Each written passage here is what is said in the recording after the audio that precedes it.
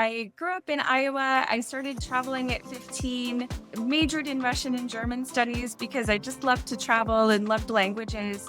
Moved to South Carolina, to Alaska, and then most recently Hawaii before I ended up moving to Portugal. I would say lean on your referral partners if you are not familiar enough with the real estate market in an area to try and represent a client. Be honest with yourself, work with other people until you are knowledgeable enough to do it. So I got my certified international property specialist designation as one of the first ever designations I'd earned. And then I joined the International Real Estate Federation. And in that, I've been quite active over the years. Welcome to Real Estate Leadership Unlocked. I'm Debbie Lariviere, founder of Monter Coaching, where we work with brokerage firms globally and top agent team leaders to build scalable, strategic, high-performing businesses focused on clarity and performance. Today, I am super excited to be joined by Kelly Swanson, the CEO of Keys Global Real Estate in Portugal, a voice on the World Council of Brokers for International Real Estate Federation, and a standout leader in the Realm Global community. Kelly brings deep insight into luxury, lifestyle, and what it truly matters when realtors and clients are making life-changing international moves. She will unpack exactly what international real estate looks like, from systems to service, from process differences to client expectations. Also, how to build a business that thrives across borders. Get ready for insight, strategy, and plenty of inspiration to move abroad. I have my passport ready and bags packed. Let's go. Hello, Kelly. I am so excited to have you here today on Real Estate Leadership Unlocked. I know you and I have had the benefit of meeting through the Realm Global Network and exchanging stories about building a business across borders, across waters in a whole different country. And so I am super excited about this topic today. I know I get questions about purchasing internationally as well as building businesses internationally. And so I am excited to welcome you here today. Let's kick it off by you sharing a little bit more about you, your background, and just tell us, how did this journey get you to Portugal of all places? Thanks so much for having me, Debbie. My story is a bit long. I'll give the Cliff Notes version. I grew up in Iowa. I started traveling at 15. Majored in Russian and German studies because I just loved to travel and loved languages. Moved to South Carolina, to Alaska, and then most recently Hawaii before I ended up moving to Portugal. I was in the wine business for a few years and then got into real estate a little over 10 years ago, and I'm still a licensed broker in Hawaii. So it's a bit of a commute these days going back and forth, but it's worth the trip. But I always kind of knew in the back of my mind I would end up coming back to Europe or moving abroad. And in 2020, like many of us, I started looking at alternatives, and I couldn't use my passport. I had a little bit of a freak out. So I started looking at alternatives and found Portugal had some really, really great opportunities, easier residency than a lot of other countries in the Schengen zone of the EU. Great weather, great people, great food, great wine. So there were not too many reasons to not go ahead and go full force into researching everything I could, learning anything possible, finding any bit of information about Portugal and Portuguese real estate out there. And I just went COVID crazy on researching Portugal. And so in doing so, I ended up developing relationships with some real estate agents over here in Portugal, sending referrals to them and learning a bit more about the process of real estate here before I started coming over and working myself in early 2022. And I was working with a brokerage initially, and I learned as much as I could. I would work with other agents because I wasn't quite ready to start handling transactions myself yet. And then a group of us opened up a franchise of another national brand here. And shortly thereafter, it just wasn't the right structure for me. So I opened up my own brokerage at the end of 2023 here in Portugal. And it's been a very interesting ride. Wow. There's so many things to unpack there from, one, starting a brokerage starting an independent brokerage in a foreign country, as well as just that leap from here's how we do it in the States to here's how it's done over there. And so, I mean, so much to unpack. When you think about that transition, and I always go to, okay, here we are, we're going to a new place, not like a new state. You've moved across the states.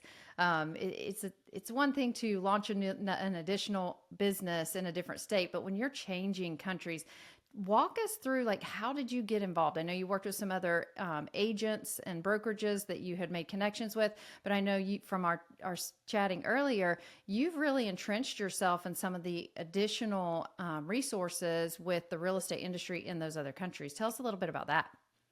Yeah, right off the bat, when I got licensed, a little over 10 years ago, I jumped straight into the international side of things. I learned as much as I could locally, but I also wanted to differentiate myself a bit from other agents on my island and really try and focus on the international route. So I got my certified international property specialist designation as one of the first ever designations I'd earned. And then I joined the International Real Estate Federation.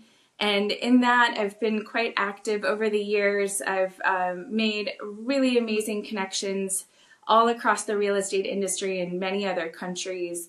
Connections with appraisers for the embassies and lawyers, bankers, architects, all of the above in a lot of countries, especially here in Europe.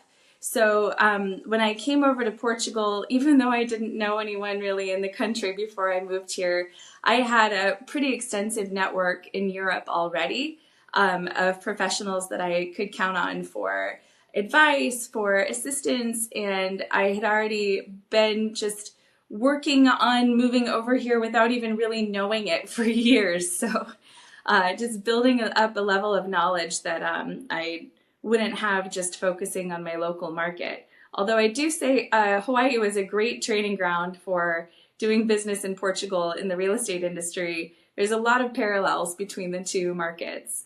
So it helped a lot.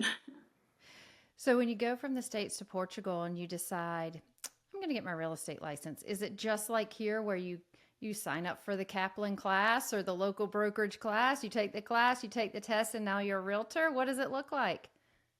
Well, it actually used to be that you would get individually licensed up until 2012. So following the 2008 crisis, real estate laws and agency laws here changed a bit to where the brokerage is licensed and the individual agents just get trained by the brokerage. So for individual agents, there's not a recommendation for actual training, although you do need to work for a licensed brokerage. So I was working with a couple of brokerages before I went ahead and opened up my own, which was really just a massive paperwork and bureaucracy to do. And a lot of coffee and a little bit of wine, and made that happen. Yeah. So what's different outside of the licensing? Because we've gone through the lawsuits with compensation. There's been a lot of changes in forms. What over in Europe is streamlined like we have it versus things that you're just having to go figure out, or you don't have the resources or tools there that like you would here in the States? Well, one of the big differences doing business in Europe than doing business in the U.S. is that we have GDPR data protection rules here, which are quite strict. Rules that are in reference to advertising, to data protection for individuals and businesses. And so we don't have a lot of the same information available that we do in the States. So we don't have an MLS system. We don't have any standard way of sharing information about properties. We don't have a singular regulatory body other than just the licensing organization, which doesn't regulate things in the same way a Realtors Association does. So that was definitely a change. Figuring out how to find what's on the market was quite a challenge, because a lot of our properties are not actually live to the public. A lot of them are off market and with individual brokerages. We have a lot of non-exclusive agency properties here that are listed with multiple agencies. So we don't have the same situation as we do in the US, where you would typically not be having dual agency. Dual agency is rather common here. But these days, with more foreigners coming, especially people from the US, we're kind of separating the process a lot more, where there's a listing agent and buyer's agent. Although we do represent both sides, and that is quite common, it's more and more common for buyers to have their own representation. So you'll go through all the portals that are in existence to try and find properties, contact individual agencies, and find out whether or not they actually share commissions, because a lot of them don't still. Or won't work with other brokerages, but most do. It's just a little bit of a trial and error, a lot of research, a lot of networking, and a lot of just learning constantly to be able to service clients in the best way here. Yeah, I mean, I'm envisioning no Zillow, no tax record data share. You're trying to run comps. You're having to call the neighbor 3 doors down because you think the home sold like a year ago to get pricing. And then you have to convince the realtor or the seller, like you said. It's interesting, the non-exclusive agency agreements on the listing side too. So you could have 3 agreements with 3 different realtors, and it sounds like off the market, but whoever brings me the deal. And then whoever brings me that deal is most likely the person that's marketing the property at the highest level, I would say, to get those buyers through the door, to know that the house is even for sale. So I guess when we get cranky about several things that go on over here in the States, we should actually be saying thank you. Yeah, I do hear the Wild West used when describing real estate in Portugal quite often, and I definitely agree with that. It's not quite so simple as, I have a buyer and I'm just going to go on the MLS, see what's available, and work with whatever other brokerage is representing the property, and here we go. It's a lot more involved, and it's interesting to say the least, I guess. I can imagine. And so when you think you're working in Portugal, are you working the entire country of Portugal, or are you just like we do? Oh, we're working in this city or this state. Yeah, because the majority of my business ends up coming from referrals, either through Realm, through Compass, which I'm still a licensed broker with in Hawaii, and through my connections with the International Real Estate Federation. The buyers that are coming to me are not really tied to one geographic location in the country. So when I first came over here, I traveled as much as I could. I learned as much as I could, explored as much as possible. And so I've managed to go more places, I think, than most people I've come across that have lived in Portugal all their lives or a long time. And with that, I end up representing clients all around the country. So I have some properties under contract in the Azores Islands right now, and throughout the mainland. So it definitely keeps it interesting, and I don't get bored. I can imagine. Well, and I know just from the Realm affiliation, when they showcase some of the luxury properties, like you said, they're expansive and they're European, in my opinion. And so I know you focus quite a bit in the luxury space. Tell us a little bit about what defines luxury in your area, and then more so, like what is setting those properties apart to get foreigners to come and purchase those, as well as people within the Portugal borders. Yeah, well, luxury really kind of varies throughout the country, but what our more higher end buyers are looking for are places that have been renovated and had utilities changed out, like electric and plumbing, to more modern standards that have modern fixtures, conveniences. Pretty much every luxury home these days has a gym and a cinema. A lot of them will have a sauna and steam room too, and bigger bedrooms. Traditionally, the bedrooms weren't all that generous, I guess you could say, in a lot of homes. There's exceptions to the rule, of course, but we like our bigger bedrooms coming from the U.S. too. So. And other things would be access to, or that are important to luxury buyers, would be maintaining access to international airports, to the water in marinas. We have a massive marina expansion happening down here in the Algarve in Vilamora. And we've just expanded the marina to be able to take on super yachts. So now we can take even more elites. And we have a massive equestrian center that is being redone too. And then wellness facilities. We have some really incredible wellness facilities, like the campus down here in Quinta do Lago, where I live, where the football teams, not the American football, but the soccer ones, come to train, rugby teams as well, mostly coming from UK, Ireland, and throughout Portugal too. So we have state-of-the-art wellness and training facilities, and paddle too. The luxury buyers want to play paddle. In the US, we have pickleball, and we have some pickleball courts here too, but paddle is really where it's at in Europe.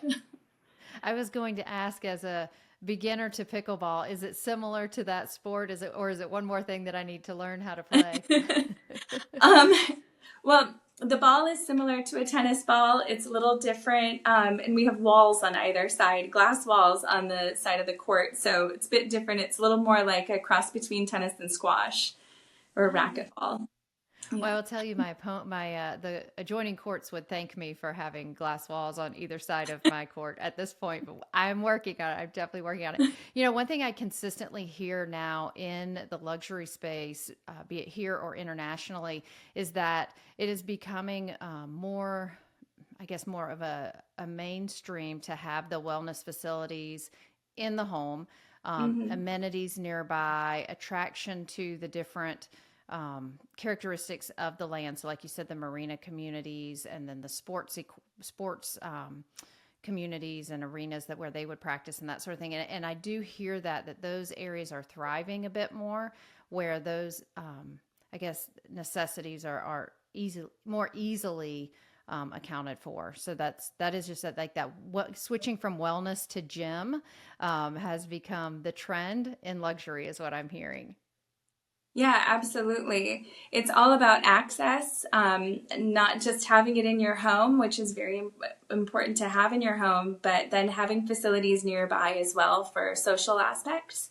So wellness is a major part of homes, and people are looking for more natural materials in their homes too, healthier building materials. Here in Portugal, we have a surplus of cork. So it's not just what stops your wine bottle. It's great for soundproofing walls, for flooring. It's very heat resistant, mold resistant too. So it's a great material to use in homes, and works for insulation. So we try and find as many healthier building materials as possible for our more wellness-minded buyers. That's very interesting. See, I could be cutting edge and do a room in cork and then explain all the benefits. Absolutely. So thinking, because I know you mentioned you were with Compass, and the heavy emphasis on a lot of these big brands going with more of a global reach, right? And just being with Realm as Realm Global, brokerage agnostic. However, we got Sotheby's is global, Compass is global. Do you see, I know Remax is also global, I don't want to leave them out. Do you see more of the reach being more as a must do within the big box brokerages, or do you see that it doesn't really matter for the consumers in your local area if they're with someone that's global or not? Like, are you seeing more of that interchange between the US and being able to be global for your agents?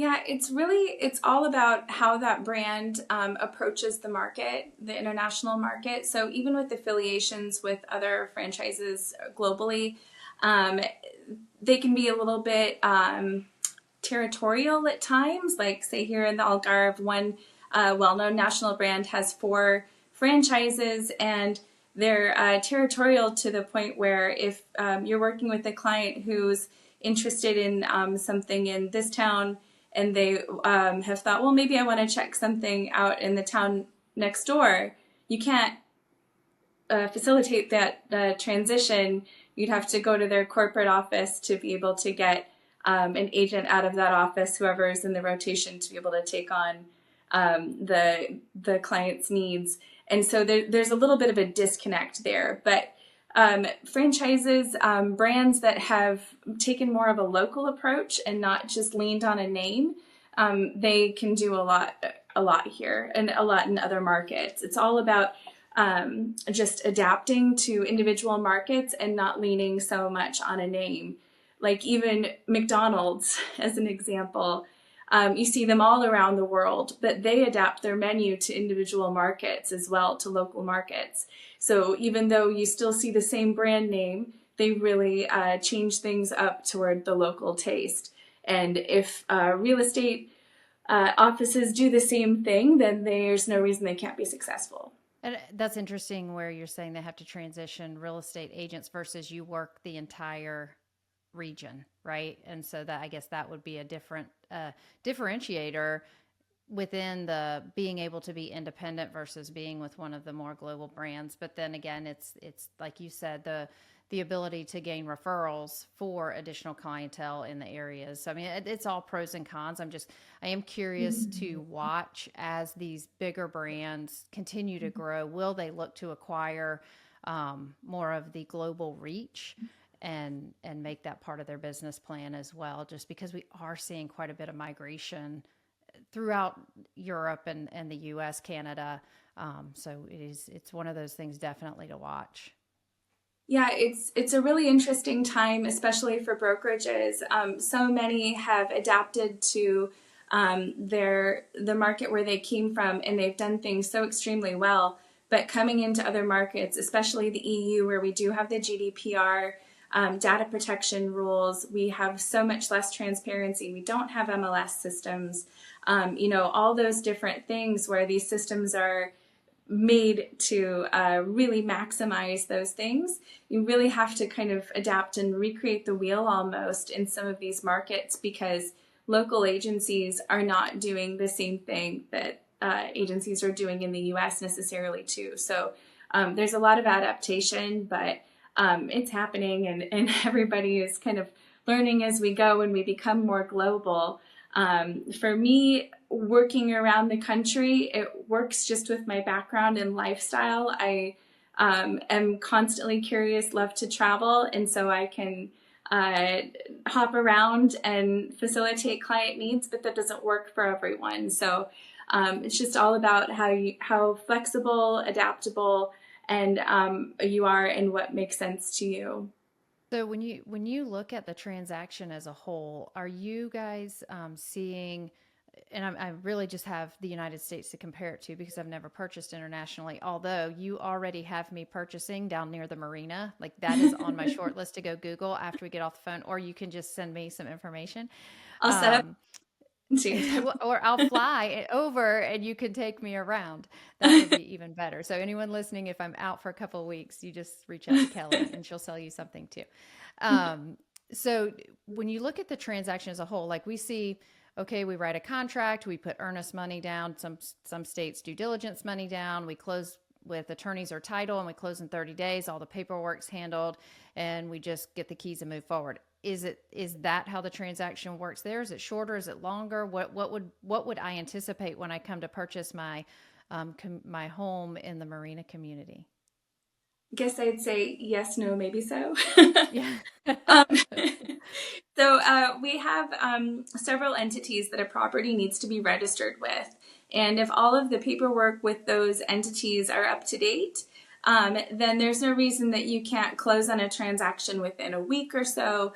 It's pretty quick Foreigners can also obtain mortgages here, and the mortgage process is quite simple and easy. It's really similar to what we have in the US, and we have lower mortgage rates too. But the average transaction time is just going to really depend on the paperwork. If everything is in order, it's quick. If it's not, and we need to update some things, then there's not really a specific timeline. Each municipality throughout the country is different. If you need to legalize something that was added on and wasn't made legal before, or change things up with the property, that can take some time. So on average, I would say it takes about 1.5 to 2 months to close if the property's built and everything is good with paperwork, because there's other things that are involved too. Clients moving money around, which is a quick and easy process, but we have here a fiscal number.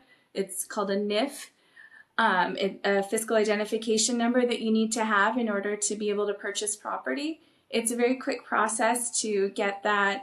There's many services that provide the ability to get this number, and it usually takes maybe 48 hours at the most.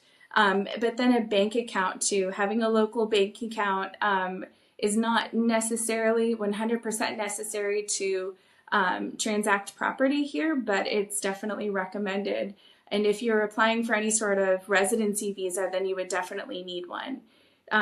So what happens when someone finds the property that they love? Typically, we will try and conduct inspections prior to entering into what's called a CPCV, or promissory contract, because we don't have a lot of contingencies in our contracts.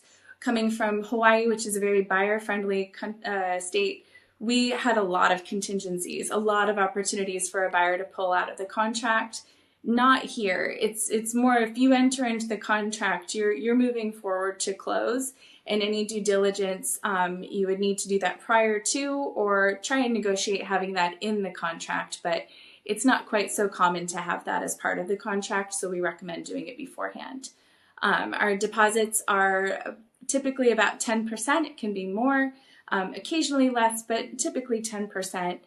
And that goes straight into the seller's bank account for the most part, which I know how that sounds, but here we have a lot of protections that come with that, with our banking in the EU. So if you put your 10% deposit into the seller's bank account and the seller defaults, walks away from the transaction, or doesn't follow through to close, then you get that back times 2. So I still have not had that happen, but it does on occasion happen, and you do have some good protections for your money. So it's not quite so scary to put money directly into a seller's bank account. We don't really escrow unless it's for a larger commercial or a really high ticket transaction. But on occasion, a lawyer, law firm will let the money sit in their client trust account in order to close too, so it's not going directly into the seller's account, but most often it does go directly into the seller's account. So, wow, that's trusting. Yeah. So, with you made a couple of different mentions there that led me to questions. When you think about with the lower interest rates and the process, tell me a little bit about the market over in Europe or in Portugal, whichever you choose to dive into. What does the market look like? Is it as solid? Is it soft? Are you seeing more second homes or primary residences? What are you seeing in their markets, and what are you predicting if you're working with a client here over the next 12 months? Yeah, well, I could speak on more countries within the EU, but I'll stick to Portugal just to keep it simple. So we are still quite a very strong market here. The demand is very strong, not just from the US, but from Canada, from Brazil, South Africa. Those are some of the major countries that we're seeing a lot of interest from in investing. And I just read a statistic recently that 69% of our GDP is coming from foreign direct investment right now. So there's a lot of big name companies who are spending a lot of money and have a lot of faith in Portugal and the future of Portugal. So that says a lot about our market here. As far as what clients are looking for, it's really a mix. Some families are coming over wanting to put their kids in school here. We have a digital nomad visa that is not just a backpacker with a laptop. That's any profession where you can work remotely.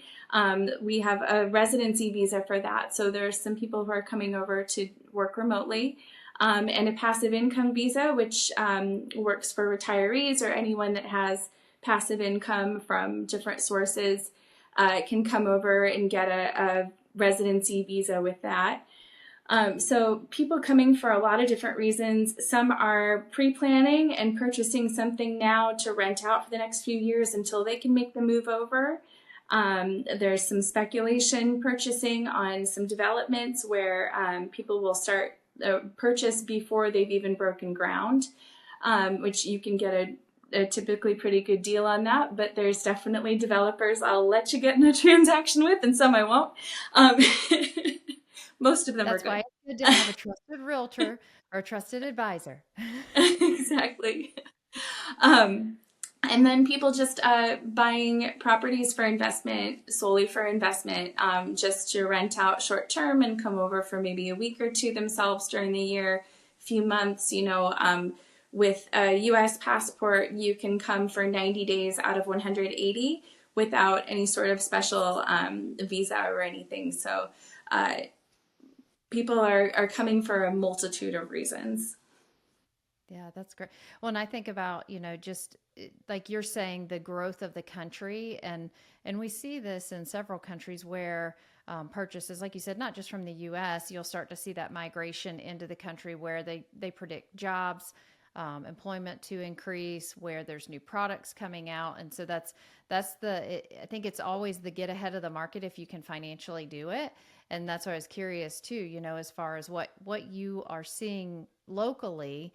To say, okay, would it be a smart investment to go and purchase based on the growth of the country as a whole? And it sounds like there's a lot of positives there that provide opportunity, like you said, to come in and out of the country, to work remotely without being, exited out for a period of time and then having to come back. So that's, I think that's super informative as someone maybe listening to this, looking at what countries would I invest in if I choose to invest. So that's super helpful.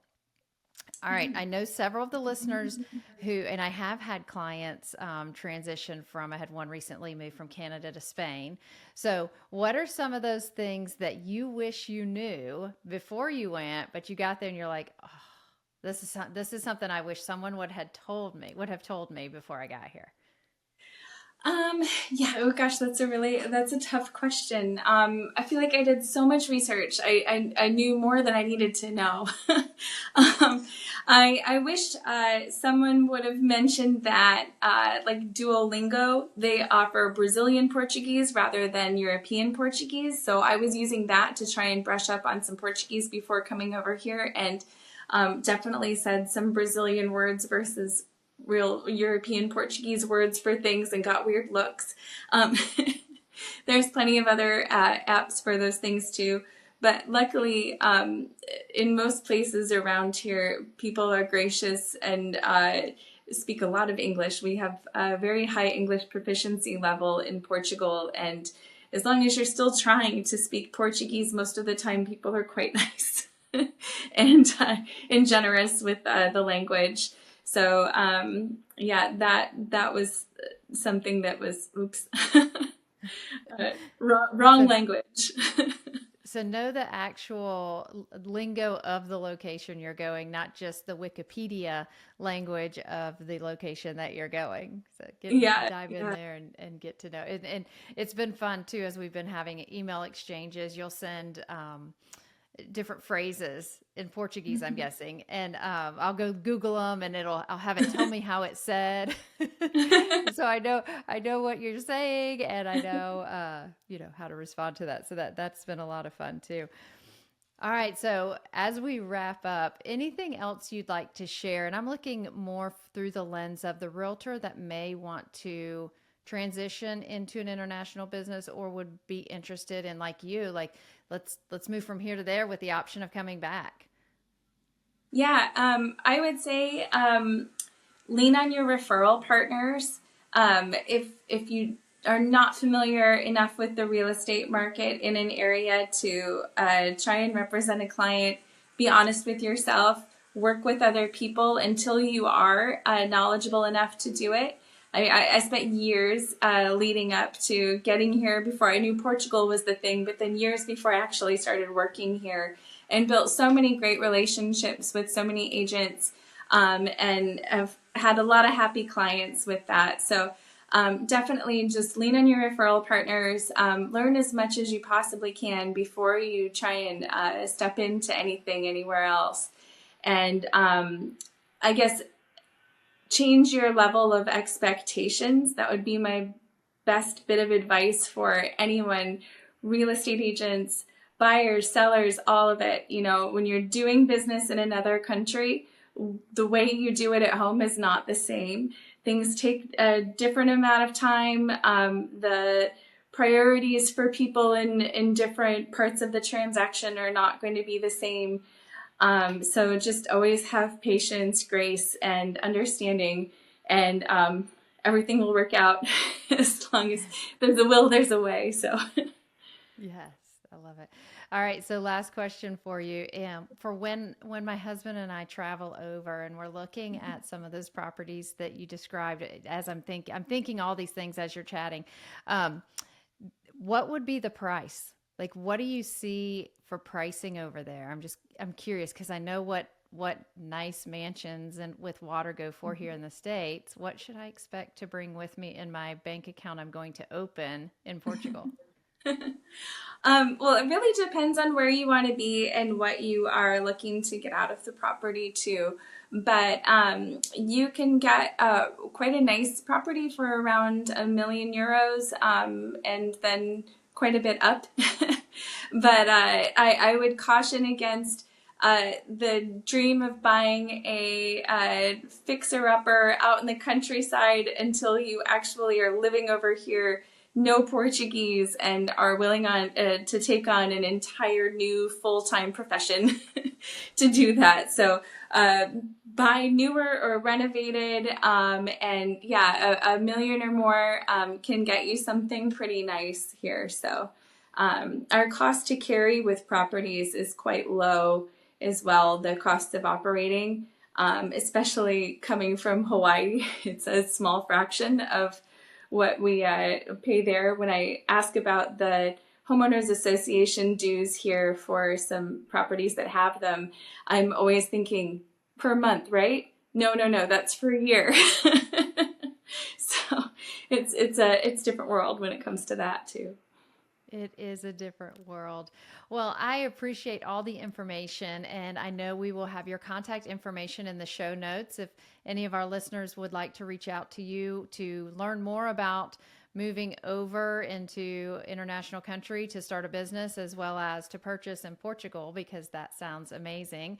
If you enjoyed today's show, don't forget to like and subscribe so you can continue to hear from us, and we look forward to seeing you on the next episode. Thanks so much, Debbie.